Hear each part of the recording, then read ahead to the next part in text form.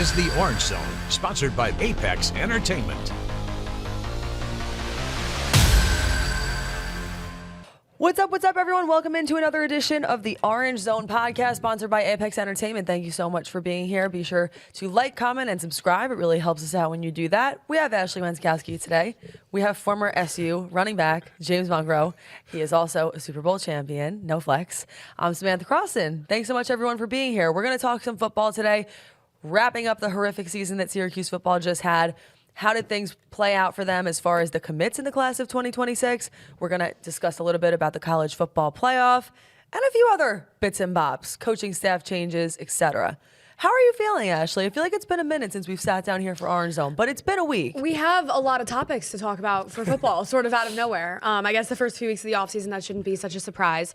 I feel like we should start with the coaching stuff to just get that out of the way. So Syracuse is basically going to have an entirely new defensive staff next year. New defensive coordinator, new linebackers coach, new safeties coach, new defensive ends coach. It is basically a full, fresh start for this staff on defense, which when you consider how they performed this year, obviously there was a lot of attention with the quarterback situation and the lack of an offense for the last 2/3 of the season. But the defense, worst scoring defense in Power 4 football, gave up 35 points per game, and everybody's out. Including Elijah Robinson. He's headed to LSU. Maybe. Maybe. Not confirmed. That's still not confirmed yet? Yes. Okay. He's possibly heading to LSU. There have certainly been a few reports about it. He recently got demoted. So what's the situation there? I guess where we stand right now, he's still in his demoted role, but he's looking around for other options. Yeah, I mean, basically, we know Elijah Robinson, a guy that's been, a close, lifelong friend of Fran Brown from Camden, New Jersey, friend since childhood. He was really highly regarded when he was the, D-line coach at Texas A&M. Came over here, great recruiter, but as we saw this year and last year, a lot of the stuff with the scheme, the X's and O's just wasn't there for him. I don't think he was ready to be a coordinator, and Fran's kind of solution to that was to demote him to a role as the D-line coach, assistant to the head coach. But I'm not surprised that he's looking around for other options because at the end of the day, is there some tension there to keep a guy who used to be the defensive coordinator on the staff when you're bringing in a new defensive coordinator? It doesn't shock me that Vince Kehres, I believe it is, the new defensive coordinator, wants to bring in all of his own guys. So Robinson, he's been rumored to be talking to LSU, some rumors about Nebraska in there too. I think it was a way that made sense for Fran to get him out of that role without fully firing him. And now I'm not surprised to see that Robinson is sort of shopping around elsewhere. He was known to be a great recruiter, as was Nick Williams, the defensive edge coach that now went to Florida State yesterday. So I guess I would say I think it makes sense that the new DC wants to bring in his own staff, his own guys. The only thing that sticks out to you is that recruiting-wise, Robinson and Nick Williams were two really great recruiters for this staff. So you have to sort of wonder now, is Fran going to take over more of that role than he had originally, or where are they going to kind of replace the recruiting prowess? But at the end of the day, the results just were not there on the field. I mean, we can get into Robinson, we can get into Nick Williams. The defense was not good for 2 years running. There was really zero pass rush, zero pressure to the quarterbacks. The tangible results had to change. I agree, and if Robinson goes to LSU, he could take Ricky Collins with him too as well. Yeah, right. Everybody back to Louisiana. But I think the shake-up, the change-up, every year in college football there's coaching changes. And obviously we need to make some changes here ourselves here at Syracuse. And, Fran, was very successful his first year here. And to see how really good you are is when you go through something like what he went through this past year. And how do you bounce back for something like that? Even though those defensive coordinator and Fran were good friends back in Camden, New Jersey, you got to throw that out the window. It's all about the program and the players you have and what you're doing now. What you did previously, it doesn't really matter. It's what you're doing forward. So I think the shakeup is very good, and hopefully we can get some good guys in here. And let's not forget either too as well. The guys they bring in, they have recruited too as well. Maybe not be on Northeast, but they've Midwest or wherever. They had those type of connections as well. So I think we'll be all right in recruiting-wise. I think it's definitely encouraging, like you mentioned, to see Fran have the willingness to, learn through his first 2 years, and now going into year 3, put those personal relationships kind of aside, like know that he needs to make changes regardless of some of those personal ties. Chris Carlson from Syracuse.com today had a great article talking about what we're talking about, basically saying that in Fran's first staff with Robinson, with Nick Williams, with these guys that we're discussing, he really prioritized young, energetic, great recruiters. And he learned a hard lesson last year, at least, because now he's got to prioritize some guys with some legitimate, Power 4 or NFL experience, maybe some guys that are older that maybe aren't totally known for recruiting as much, but are known for the schematic on the field stuff. And that is a little bit of a challenge, right? Because to your point, Nick Kehres to me doesn't strike me as the kind of guy who has that same kind of recruiting profile. When we're talking about Robinson saying he was a good recruiter, we mean great. We mean in 2022, he is getting awards for being the #1 recruiter in the entire country because of a class he brought in for Texas A&M. That in some way does feel irreplaceable. Or if you are replacing it, we're going to need to see some proof in the resume that it's someone who did as good of a job as Robinson did. And it's hard in the world of college football now because do you prioritize the next year or do you prioritize the future? And it feels like having people on your staff who are great young recruiters is a very good way to prioritize the future. But like you said, I think Fran Brown was looking around at this year, most certainly thinking no matter what happens, we cannot have a same year that we can't have next year be what this year was. So I'll ask you this, Mungro, like before you can even see the on-field results of next year, does it make you feel better just to know that big changes and shakeups are happening? Yeah, no, it does make you feel better. And you feel there is some hope with the defense and with Syracuse football all in general. But just because coaches are coming in, and I used to go to practices, and the coaches that we had previously, the energy level was very high. I mean, they were jumping around, all that type of stuff. Sometimes it's not so much just jumping around and being really excited. It's like just learning the X and O's. And once you get that down 100% and know it in and out without even thinking about it, then that's when you start jumping around. And a lot of guys now, I feel like, they make one play and they're jumping around, having all fun. And the coaches are on it and having fun with it too as well. But let's be consistent. Make more than one play. Make 4, 5, 6 plays. Then you start jumping around and having fun like that. Stay more focused. And I feel like Syracuse this past year was not focused at all. And they played as individuals as well. I mean, they didn't play as a team. And hopefully they can get that back, together, get a new staff, and getting some older guys in there involved as well. I think what you also look at is, like, we're talking about the recruiting, right? Fidel Diggs followed Elijah Robinson from Texas A&M. Rob Wright brought over Devin Grant from Buffalo.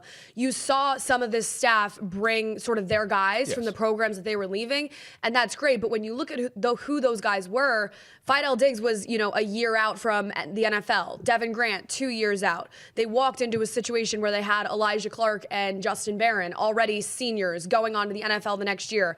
They sort of had a situation in the first year where they had a lot of that talent already developed. I think what you want to see from this new staff and what you failed to see in 2025 was kind of that development of the younger guys, coaching guys up, actually seeing tangible results. I felt like all year long they were talking about the tackling and how the tackling had to improve, and the tackling never improved. Never did. Obviously, only so much of it is on the coaches. Some of it is obviously on the players. But I think from this new staff, you're looking for guys that can coach these guys up rather than walk into kind of perfect situations. And I think Fran now also knows that, your second string and third string is very important. Right. I mean, and that's one thing that I was really big on. And being with Coach Dungy, he says, the weakest man on the team on the totem pole, he's the strongest man, actually, because everybody has to rally behind and figure out a way how to make this work perfectly. Yeah. And, unfortunately, we weren't able to figure that out this past year. Hopefully next year, I think we'll get back on it. But it's going to be, it's going to be building. It's going to be building because, with the record of having the record that we have, hopefully we can get some, 5-star recruits. And you said we're going to talk about that a little bit later. But, the recruiting, like, how do you tell a team or tell a player that you're trying to bring in, come to our university? We're making our changes now and stuff like that. Well, I'm the type of person, you got to show me before you do it. Right. Show me exactly what you're doing like that, But, it's going to be difficult, I think, for recruiting a little bit. But I think Fran is doing necessary things that you do in off season, and all universities are the same way. I mean, everyone goes through this, so it's unfortunate. I mean, forget about, like you say, they had to figure out a way to make it work perfectly. I think they had to figure out a way to make it work at all. I mean, 3 wins, they gotta figure out something to get the crowd jumping here a little bit. Like 6 wins, 7 wins, 8 wins. Let's see those kinds of numbers again.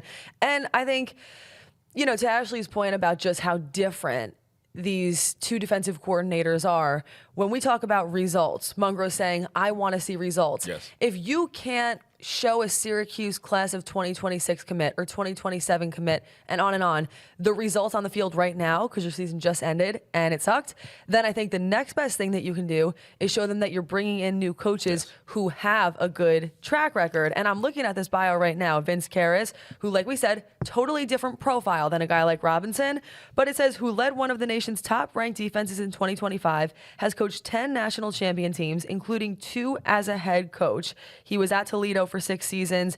And it says this year, the Rockets were near the top of the country in nearly every defensive category: total defense, passing efficiency, scoring defense, on and on it goes. I mean, that's numbers, that's experience, and that's a long track record of success. Yeah. At least they have that. Yeah, I think Vince Kehres, that hire, at least on paper, is a really major win for Fran Brown. He's old.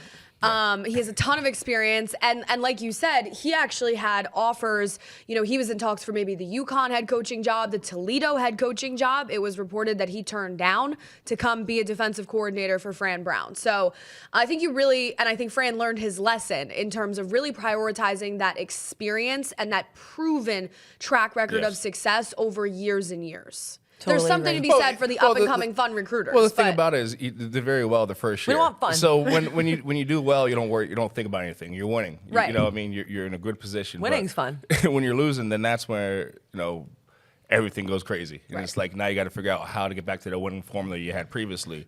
So I mean, he's gonna get there, and again, like you just said too, as well, by bringing new guys and showing the commitment that Fran is willing to make changes. I agree. I also think a part of the way that you make changes is to, of course, bring in recruits and then hold on to those recruits even when you have a losing season. Fran Brown did both of those things. Let's talk about that for a minute. He brings in officially now with Calvin Russell, the strongest recruiting class ever. There are a ton of 3 stars on there, several 4 stars, and Calvin Russell, who on some recruiting sites is listed as a 5-star. He's a wide receiver. There was a little bit of drama surrounding that for a couple days, as there always is with college football. There was a chance he wasn't going to commit. I don't know what changed. I'm not sure what happened behind the scenes. But when we went to that press conference where Fran Brown was talking about the commits, he never seemed worried. And then they got him. So that's kind of all you can say. So Russell committed this was last week, National Early Signing Period, on Friday. It opens on Wednesday. So everybody freaked out that he didn't commit right away on Wednesday. Understandably so. Syracuse has literally not signed a 5-star in ever 2 decades. But then he did commit on Friday. I think Fran Brown's confidence the whole way through is what stuck out to me in that press conference that you attended. He never really faltered. He kept insinuating that Russell was going to commit. And then not only that, the Syracuse football team posted a graphic on social media with the class before Russell had committed on either Wednesday night or Thursday, saying franchise 2026, whatever they put up there. And there was 2 shadows, one of which was Russell, who committed. So they were confident the whole way through. We don't know what it was yet. I don't know if we'll ever know if it was a hang up over more money, if Michigan or Miami actually did have a chance to sign him. What really made Syracuse fans unhappy, and understandably so, was that he went on an Instagram Live on his personal account on, I think it was Wednesday, when he did not commit on National Early Signing Day. And was flashing the U, like the universal sign for Miami, like the U. And so that was just interesting. Maybe Fran Brown had to swoop in and, reaffirm things.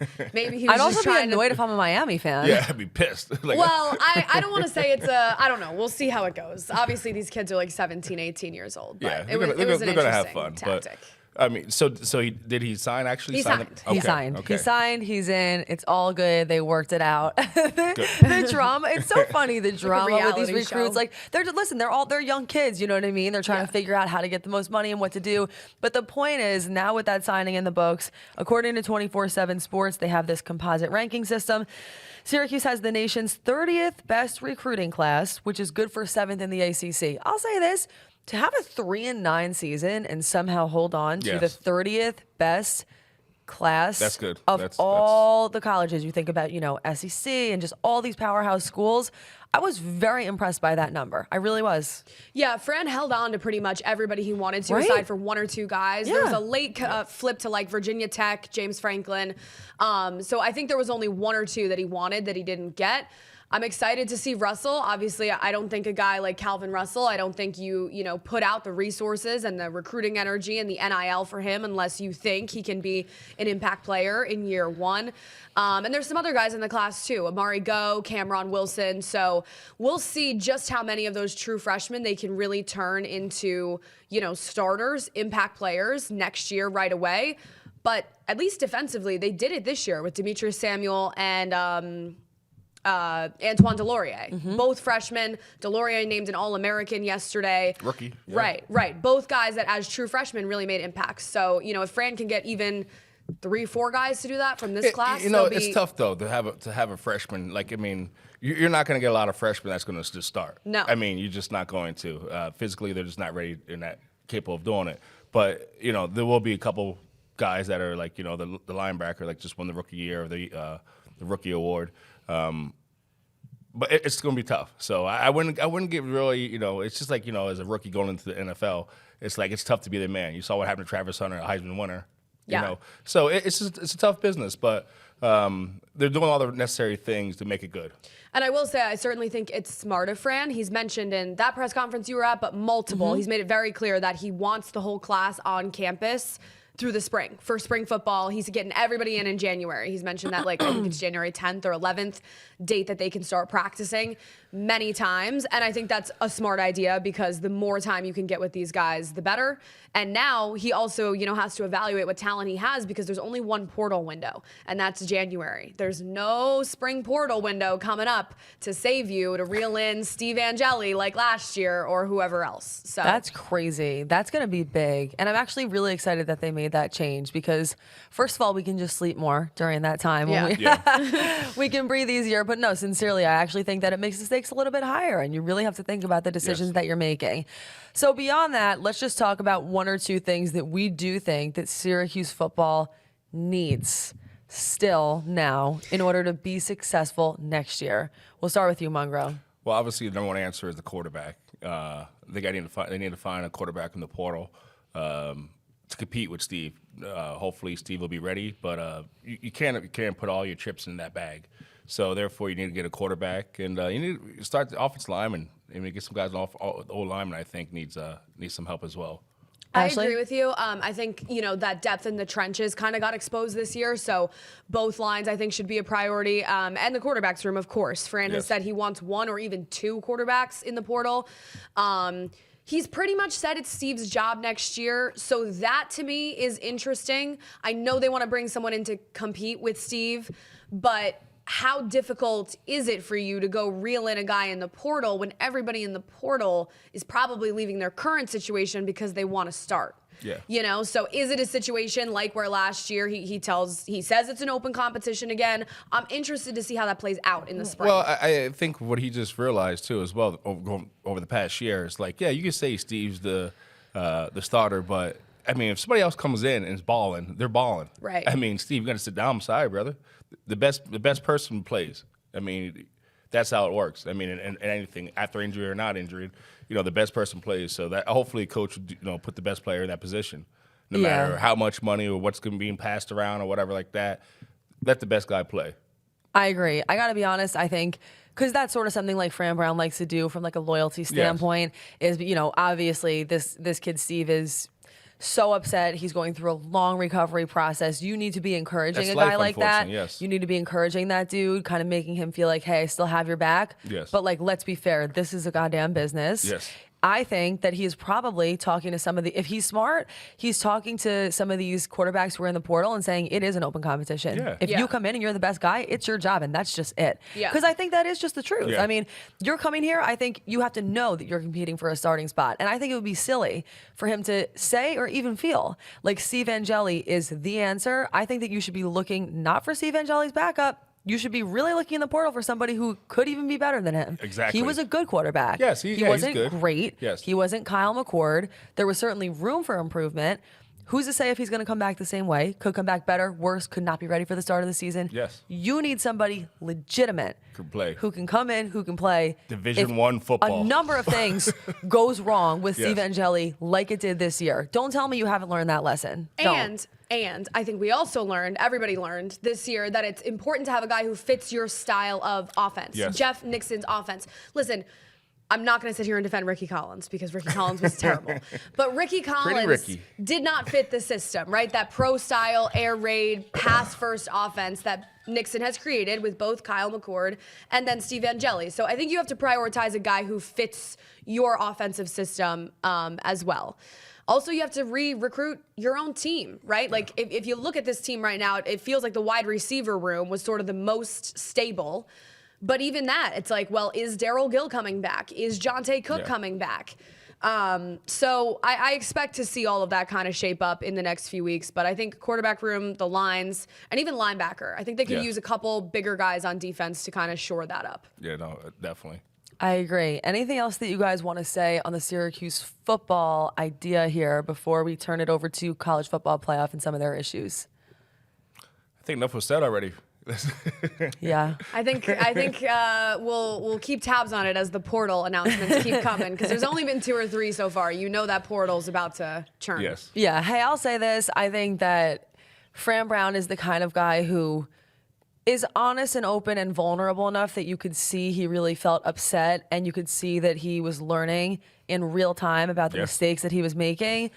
But I still don't think you saw the half of it. Like, I think this is the kind of guy who in the shadows is even more upset. Yes. 100%. Learning experience. Yeah. Fresh year coach. I mean, a lot of the guys he had on the staff are, young and energetic, but sometimes you need to get some of the old heads in, and, the guys that have been proven already and still have the same energy, because you need that same energy with the kids. But, have a little bit more X and O's, more schemes written up and stuff like that. A little more old heads. That's why we have you on this podcast. Oh, God. I'm That's a good kidding. one. Okay. All right, let's go over to the college football playoff, because we need tissues for all the Oh, issues my that God. this Help college me. football How playoff much has. whining, time do you Notre have? Dame. Notre Honestly, Dame, we can stop talk about this for hours. Stop whining, Notre Dame. Wipe your nose. Oh, Get ready for next year. snap. That is cold, James. That is cold. Hey, yeah, they whipped on Syracuse, but they didn't make the college playoffs. Okay, that's what I can say. All right. There are a many lot of points. things that you could say. A lot of things that you can say. But I found one paragraph that I thought summed up some of the interesting issues. And then we're going to let Ashley say some of her pieces too, because she did a really great deep dive last night on the news. So check that out if you want to hear more about it and what she said. I see that something that says on Yahoo Sports, this year the group of 5 representative, this was before they knew everybody, but it says this year the group of 5 representative will probably be a team ranked in the 20s, whether it's Tulane, North Texas, Navy, or perhaps James Madison out of the Sun Belt. Meanwhile, the ACC champion is likely to emerge from Virginia, Pittsburgh, or SMU, none of which are going to finish in the top 12 of the rankings. That means 2 spots out of 12 will go to teams that wouldn't qualify if the playoff was simply chosen by ranking. That's too many. It weakens the first-round matchups and inherently excludes teams ranked numbered 11 and 12, whose resumes look nearly identical to a number 8, 9, and 10. I think that last paragraph sums up some of the emotions that people who are Notre Dame fans and others are feeling right now. What do you see when you look at this that immediately sticks out as not okay? There's so much. I mean, I think just the whole, I took such a deep dive on the whole selection process, and the committee is so just broken in a way. You don't even really know the criteria that the committee values. I'm sure anyone listening to this podcast knows they changed it this year. 4 auto bids for the highest ranked conference champions. That's where the ACC hit a problem.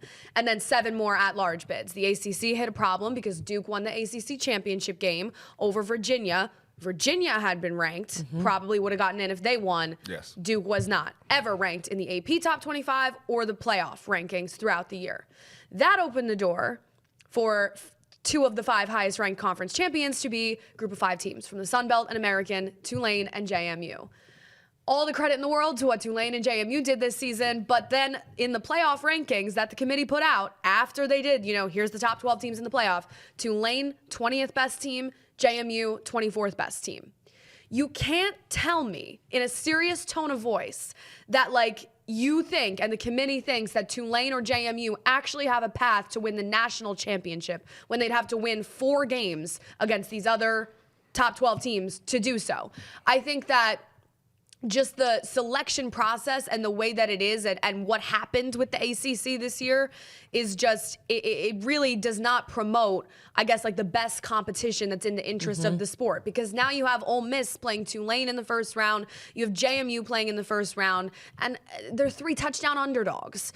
I am not defending Notre Dame because I have never been a Notre Dame fan. Let's not get that twisted.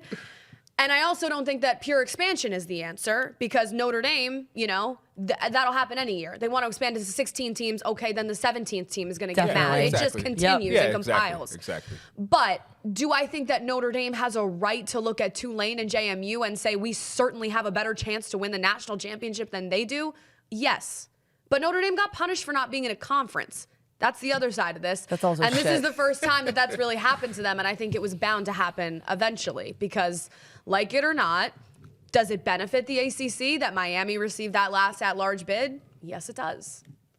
Here's a question for both of you. What did you think about the fact that Notre Dame then went out and said, we're not going to play in a bowl game? They're entitled. I don't like that. They're entitled. I mean, that's just entitled. I feel like they feel like they're entitled to be who they are, their school, their brand. There's other schools who are good as well, okay? And I didn't like how they said that, and I'm glad they're not in there. I told you before I'm not a Notre Dame fan, and they whipped on us really bad, so beat up on Syracuse. So I'm really, with James Madison making it in Tulane, I understand what you're saying, Ashley, but they earned it. They earned it, and I feel like they should be there where they're at. They earned it based on the criteria. And then if they win the game, they beat Oregon, then what happens then? That is a great question. What happens then when they beat Oregon? Okay. I think Ashley's I'm not like, okay, arguing. they won't. I'm not they won't. But I'm not arguing. I agree that when coming down to the Miami Notre Dame debate, it should have been Miami. They beat Notre Dame head to head. I don't care if it was in week 1. If you go by head to head results, Miami beat Notre Dame in a game. So I agree that in that sense, Miami deserved it. I think I have a problem with the stuff with the G5, with really just the criteria. That's what I went into last night on the news, is the committee says, what they value in terms of making these rankings and these seedings. And it's head-to-head play, strength of schedule, any extraneous factors. Did you lose your quarterback? Did you lose your head coach? Whatever. But they pick and choose their spots to prioritize it. All along, all year, this is why people were mad. Notre Dame had been ranked ahead of Miami in every single playoff ranking ahead of the last one. And then at the final 11th hour, they switched it to put Miami ahead. Now, obviously, they did that because of the ACC. They didn't want to leave a full Power 4 conference out of the playoff. They didn't want to deal with Jim Phillips and everybody else from the ACC who would have been upset. But I guess what I'm saying is you need to have some consistency. They didn't play another game, so do you value the head-to-head results or do you not? Back in 2023, when it was 4 teams, they left out Florida State because Jordan Travis got hurt. Yeah. They lost their quarterback. The committee said they are a different team without Jordan Travis. You're not telling me that Ole Miss, the 6th seed, is not a different team without their head coach, who is now no longer there, Lane Kiffin? Yeah. They pick and choose when to value each piece of criteria. And to me, I just think it's so subjective and it's so ambiguous. I think, I don't know what the perfect solution is. There is a lot of things you could bring up, whether you expand. I don't think that really solves it. Create a full college football commissioner who is separate of affiliation with any conference, oversees it all. Do you do conference realignment again? Do you change whatever? Or you just do the top 25. Top 25 and, the teams that win the conference and, Or do you keep it 12, just do the top 12, but then some years you could be looking at 7 teams from the SEC if it shakes out that way. That is, I think, really the biggest problem and why everyone who's involved with this, despite their best efforts, has had such a hard time getting it right. You think about the playoffs for college basketball. I mean, what the hell is better than that? March Madness, you know, could be anyone's game. It feels like every game is close. But that's because college basketball has a lot of parity, and there are a lot of times where the underdog does win. Yes. College football isn't necessarily like that. There is absolutely a group of, even call it, 30 or so teams that are, or maybe 25 teams that are just well above the rest of the field. Yes. And that is the issue. Yeah. So what do you do there? You're right. We could just do the top 12, but like you said, you're not going to be seeing a lot of diversity there. And I know that it's probably not going to happen. But in the case of a really good dark horse, I'm not even saying this year is that, but when you look at like a Tulane or a JMU, should one dark horse every year be given a chance if they've really put on a show? Probably. So what do you do in that instance? I think it is tough to figure out the best way to go about it, but I definitely agree that what we're seeing here, it wasn't the best way it could have been. I even think about Duke as a team that Yeah, they won the conference. They won the conference. And I'm just saying I could see where they're feeling a little bit like hurt. You know? I mean, they were like 8-5 or whatever, though. They had like 5 losses. That Which I to me get. is, Which I I don't get. think Duke's going to go out there and win in the first round either, but Maybe it depends who they're facing. I think that I don't know exactly what the solution is because literally no one does, but I think there are options that we don't have right now that would make things better. Maybe you create a separate playoff for the G5. Maybe there's 12 Power 4 teams for a playoff, 12 G5 teams for a playoff. You're telling me there's such competition for TV networks and rights and revenue, people would watch the G5 playoff and some of the smaller networks would want to air it. Maybe that's something. Maybe this is my most out of the box one, but I actually like it. No one would ever agree to it because of the money that goes on with the conferences. What about everybody's talking about conference realignment? Is there going to be 2 giant, power conferences one day, pretty much the SEC and the Big Ten, and everybody else gets left out? What if there was a system that legitimately rewarded success? What if to stay in your conference in football, not in the rest of the sports? Like soccer league. Yes. I got you. To stay in or to drop out, you had to have, say there was a benchmark, just make it up. Yeah. Say you had to have at least 3 8-win seasons in 5 years. To stay in the top or conference. else you drop from the SEC. Yeah. Say maybe if you're Tulane though, you have had 3 8-win seasons in the past 5 years, you get to go up. Boston College, you have not, you get to drop down. But you'd always have that, you get to potential of returning. Interesting. That's like the Premier Soccer League. That's how it's like, I think. Yes. Similar. Yeah. I like that idea actually because now you always have that opportunity to go higher, and once you get there, you got to stay there. Mm-hmm. And if you're not there, good. Like Syracuse, for example, would have to drop out. we wouldn't be in the top conference. We'd be in the bottom. Thanks for that example, I'm Mungro. just, but that's Fran just would realistic. have Yes. that legitimate, they'd be able to come back up. Yes. You know what I mean? And I think that even in some of the Power 4 conferences, I just said Boston College in the ACC, Northwestern in the Big Ten, you have some dead weight there that are a part of these conferences. Be careful with that because we were dead weight this year. So just be careful. But it's true. We were dead weight this year. No, we were. But not the year before that, and a couple years before that. Season over with. It was New Year coming up. I know what you mean. Anyway. I do think that's out of the box, and I don't think it's necessarily It won't happen. feasible. But because of bullshit factors that stand in the way, and money and people, and really rights, all that jazz, But I actually like your other idea. I think even the idea of a Power 5, championship in some way. Certainly, people would watch that. I think that if you are a ball knower at all, you realize that people will legitimately consume as much football content as they can in America. Yeah. Yes, That's right. just the reality. So why not use that as an opportunity to make more money? You convince the people who are always making the money that they can make more money. Correct. And then you actually have a really good idea for everybody involved, I think, like you said, even networks, who wouldn't pick that up? You can even do it almost, if there was a way to do it like this, but is there a world in which you could almost do that as an appetizer to the actual playoffs? Could it happen a little bit before maybe? Or it's happening earlier in the day or something? You know what I mean? 2 games back to back. Sure. Yeah, There are ways to, I think, extend the viewing time and the watching time. That's a great idea. Yeah.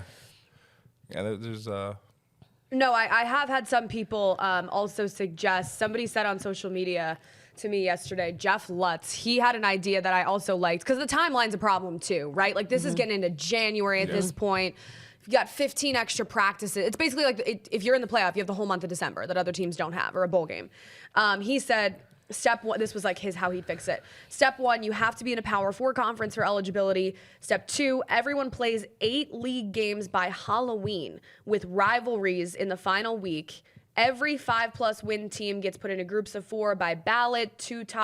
Top 2 teams in wins are group leaders. But you play to the title 14 games max. A lot of his idea was to basically expedite shorten the schedule a little bit, and then you have a longer time period to figure out this postseason. Interesting. There are a lot of different options here, and I'm not sure what they're going to do about it, but definitely something, because I feel like this is yet another year. Yeah. And every year, there are going to be people who feel It's going to be controversy every single snubbed. year. There are going to be people who feel hurt and feel like their team was not prioritized.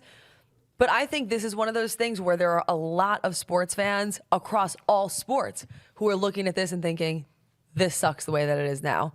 That's how you know when everyone is, even across different fan bases, everyone's coming together to say that an idea is really bad. That's when you know it's really bad. Yes. It can't be the best. It can't possibly be the best way.